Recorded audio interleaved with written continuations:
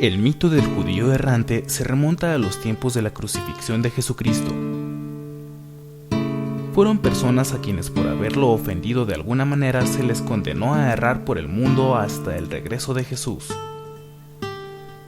Según el mito, existen 3 judíos errantes: aquel que fundió el becerro de oro en la época de Moisés, un guardia del despacho de Poncio Pilatos que para evitar tumultos o conglomeraciones lo empujó de una patada en la espalda cuando éste iba saliendo con rumbo a su crucifixión, y un zapatero que lo empujó desde el marco de su puerta cuando Jesús se detuvo ahí camino del Calvario.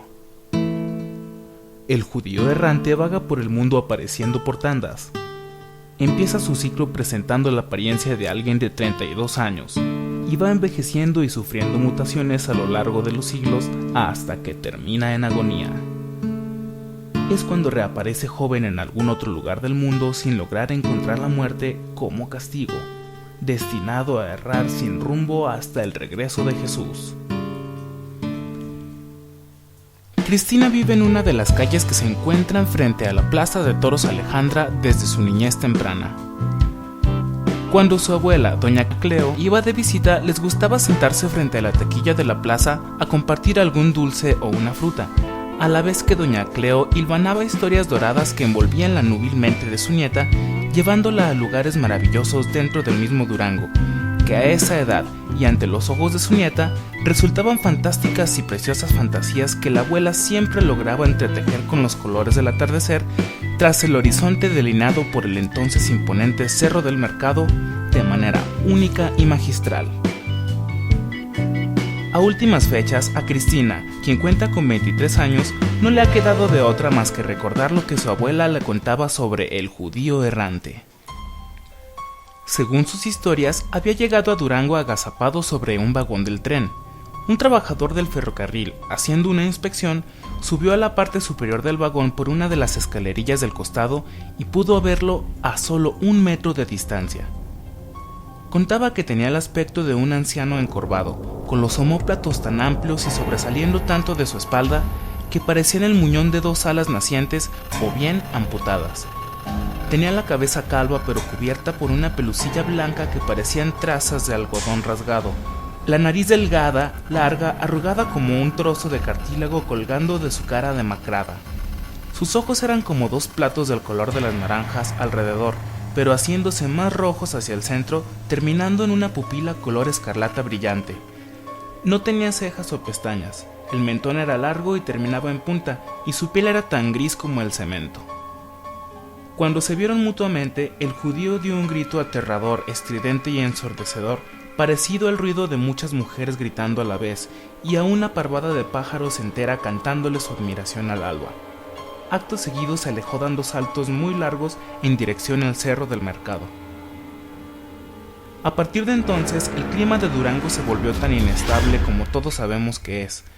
Por ejemplo, en un solo día, el cielo amanece azul, brillante y con el sol muy fuerte. A las horas ya está completamente nublado. Después las nubes se alejan dejando ver el sol, pero aún así comienza a llover. Después, en una parte del cielo no hay nubes y encontramos 2 o 3 arcoíris, y la otra parte del cielo está totalmente cubierta de negras nubes de tormenta, para acabar con una noche tranquila, de suave viento, con pocas nubes y muchas estrellas. Al menos a eso se lo atribuía a doña Cleo, a la presencia del judío errante en tierras arácnidas, y también llegó a contar que para nuestros días el aspecto del judío había deformado en algo siniestro y horrendo, parecido a un pájaro enorme que vive en lo más profundo del cañón del Cerro del Mercado y que por miedo a Dios sabrá qué, no se aleja más allá de los barrios cercanos a las faldas del cerro. Le contó también que cuando salía de su escondrijo lo hacía para buscar algún tipo de alimento, que si bien no lo necesitaba, al parecer le resultaba placentero destrozar pequeños animales como gatos o perros callejeros. El día que Cristina recordó después de muchos años las historias de su abuela era un mediodía caluroso. El sol irradiaba sus alcalinos rayos desde un punto medio en el cielo, regándolos por todo el fraccionamiento San Ignacio y sus alrededores. Cristina salió de su casa con rumbo al Súper Rodarte, caminó a lo largo de la calle Manolo Martínez y a media cuadra de la plaza de toros sintió un inusual aire que no pudo identificar de dónde provenía, para después ver en el suelo una sombra de considerable tamaño pasando a gran velocidad. No pensó en eso, ya que no tenía motivos para estar pensando en nimiedades, y siguió caminando hasta llegar al súper. Ahí se encontró con una vecina y amiga suya, que discutía algo con la muchacha que atendía. Se acercó para saludarlas antes de realizar sus compras, y al entrar en la conversación, entre las dos le platicaron los rumores que desde hacía un par de días se estaban esparciendo por los fraccionamientos de la zona.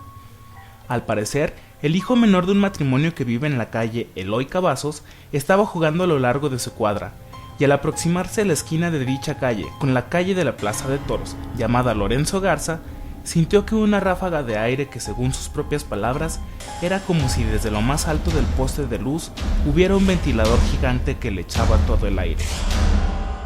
Al levantar la vista, vio posándose sobre el poste lo que parecía ser un ave muy grande, con el tamaño aproximado de un estudiante de secundaria promedio, que observaba fijamente todos sus movimientos con sus dos enormes ojos naranjados. Tenía la cara aplanada y blanca, y en vez de pico, sobresalía de manera abrupta una especie de colgajo de piel que se balanceaba con cada giro de su cabeza cuadrada, cual badajo de campana.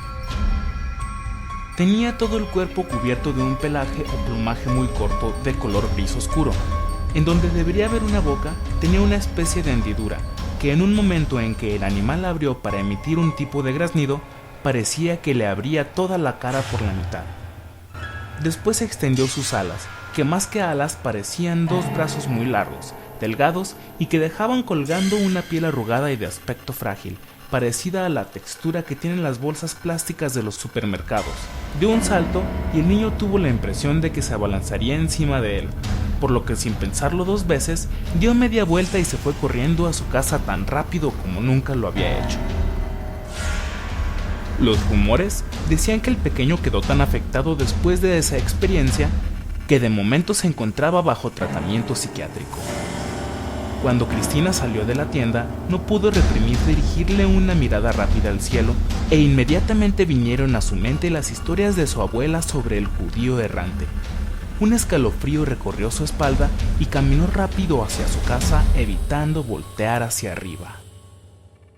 El día transcurrió con tranquilidad, pero a Cristina no se le iban de la mente las palabras de su abuela. Recordaba los detalles y con horror encontraba similitudes escalofriantes con lo que le habían contado sus vecinas, que la hacían sentir incómoda, en parte porque no podía creer que estuviera tomándose en serio las viejas historias de su niñez, y por otro lado, por el temor que el tema le causaba y que conforme caía la noche, cada vez se iba pareciendo más al miedo. La noche llegó.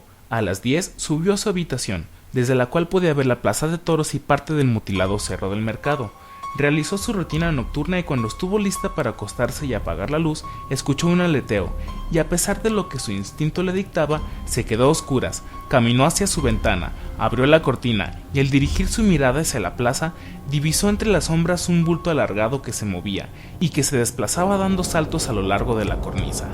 Lo observó durante unos minutos, cuando de repente la figura dio un salto precipitándose directamente hacia el suelo. Cuando parecía que iba a impactar, se elevó en el aire y voló con destino al cerro. A Cristina se le pusieron todos los nervios de punta. Tenía tanto miedo que el temor que recordaba sentir cuando su abuela le contaba sus historias no se comparaba en lo más mínimo al miedo paralizante que estaba sintiendo ahora. Como pudo, movió sus piernas y se dirigió al cuarto de su madre para contarle lo que había visto. Pasó esa noche en la sala, ya que ahí se sentía más segura y no supo si eran sus nervios o algo real, pero fue como si a lo largo de la madrugada un aleteo lejano se escuchara dando vueltas alrededor de su casa. Cuando despertaron por la mañana, salieron al jardín para alimentar a los gorriones, y grande fue su sorpresa cuando encontraron las 5 jaulas totalmente destruidas y los gorriones muertos y hechos trizas, así como el cadáver de un perro yaciendo en el pasto. Cristina me cuenta que desde entonces es muy común escuchar fuertes aleteos, a veces cerca, otras veces lejanos, y que alrededor de la plaza de toros aparecen cadáveres destrozados de pájaros, gatos y perros. Ni ella ni su familia han podido volver a tener una noche tranquila, pues el miedo que sienten por lo que bien podría ser el judío errante de los cuentos de su abuela ahora forma parte de sus vidas. ¿Ustedes han llegado a escuchar algo parecido que suceda en esa zona de la ciudad? De ser así, pueden dejarlo en un comentario para que todos conozcamos su testimonio. Gracias por su tiempo y hasta el próximo video.